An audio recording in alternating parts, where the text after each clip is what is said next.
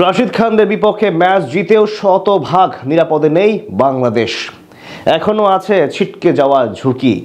শ্রীলঙ্কা ও আফগানিস্তান ম্যাচের কঠিন সমীকরণ মিললে তবেই খেলবে সুপার ফোর, না হয় ফিরতে হবে খালি হাতে, যেখানে আছে কঠিন হিসাব নিকাশের মারপ্যাচ। আফগানদের বিপক্ষে জয়ের পরেও এখনও বাংলাদেশের সামনে থাকা সেই সমীকরণ নিয়েই বিস্তারিত থাকছে রিপোর্টে। দেয়ালে এক প্রকার পিঠ থেকে গিয়েছিল বাংলাদেশের, সেখান থেকে দারুণভাবে ঘুরে দাঁড়ালো লিটন বাহিনী। বলা চলে সবকিছুর জবাব দিয়ে ম্যাচ জিতে নিল টিম টাইগার। তবুও যেন স্বস্তিতে নেই লাল সবুজের প্রতিনিধিরা। এখনো চেয়ে থাকতে হচ্ছে বি গ্রুপের শেষ ম্যাচে।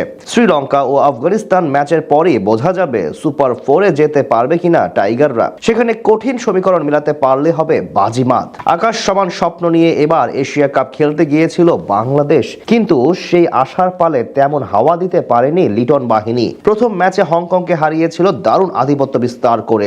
দুই বিভাগে ভালো করলেও নেট রান রেটের দিক থেকে সুবিধা আদায় করে নিতে পারেনি তারা। এরপর লঙ্কানদের বিপক্ষে এসে খায় আরো বড় হোঁচট। এবার দুই বিভাগে হয় ধরাশায়ী। এতেই বিপদ ঘনীভূত হয় টাইগারদের, যেখান থেকে মঙ্গলবার রাশিদ খানদের সাথে ম্যাচটি ছিল এক প্রকার বাঁচা মরার। সেই বাধা আপাতত অতিক্রম করলেও এখন চেয়ে থাকতে হচ্ছে পরের ম্যাচে। বলা চলে আফগানিস্তান ও শ্রীলঙ্কার মহারণে ঝুলে আছে লিটনদের ভাগ্য। প্রথমত বাংলাদেশের এখন একমাত্র প্রার্থনা করতে হবে যাতে শ্রীলঙ্কা তাদের পরবর্তী ম্যাচে আফগানদের হারিয়ে দেয়। যদি লঙ্কানরা জিতে যায় সেটা যে কোনো ব্যবধানে, তাহলে আর কোনো চিন্তা নেই, স্বাভাবিকভাবে উঠে পড়বে শেষ চারে। কিন্তু সকল প্রশ্ন রাশিদ খানদের নিয়ে। বি গ্রুপের 1 নম্বর দল এখন শ্রীলঙ্কা। দুই ম্যাচে দুটিতেই জিতেছে তারা। সেখান থেকে তাদের পয়েন্ট 4 এবং নেট রান রেট আছে পজিটিভ 1.546। অন্যদিকে টাইগারদের কাছে হেরে 3 নম্বরে নেমে গেছে রাশিদ খানরা। তাদের পয়েন্ট এখন 2 ম্যাচে 2, তবে খুচরা পয়েন্টে এগিয়ে আছে বাংলাদেশের থেকে।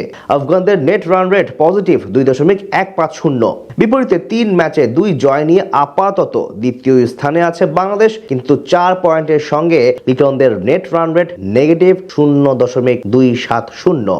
এখন লঙ্কানরা যদি জিতে তাহলে তো হিসাব ছাড়াই সুপার ফোর খেলবে বাংলাদেশ এবং বাদ পড়বে রাশিদ খানরা। কিন্তু যদি কোনোভাবে আফগানিস্তান জিতে যায় তাহলে প্রথম 3 দলের পয়েন্ট হবে সমান 4 এবং চেয়ে থাকতে হবে নেট রান রেটের দিকে। সেখানে বাংলাদেশের সম্ভাবনা খুবই কম, কারণ শ্রীলঙ্কাকে বড় ব্যবধানে হারতে হবে, যেটা প্রায় আকাশ সমান। তাই আপাতত টাইগারদের একমাত্র ভরসা হলো আফগানদের পরাজয়। সেটা না হলে ফিরতে হবে খালি হাতে। তবে আশার কথা হলো এই ম্যাচে এগিয়ে থাকবে হাসারাঙ্গারা, কারণ টুর্নামেন্টে এখনো অপরাজিত তারা। তাই রাশিদ খানদের পরাজয়ের সম্ভাবনাই সবচেয়ে বেশি। তাছাড়া আফগানদের আত্মবিশ্বাসও এখন প্রায় তলানির দিকে। সেটাও বড় ইস্যু হতে পারে পরের ম্যাচে।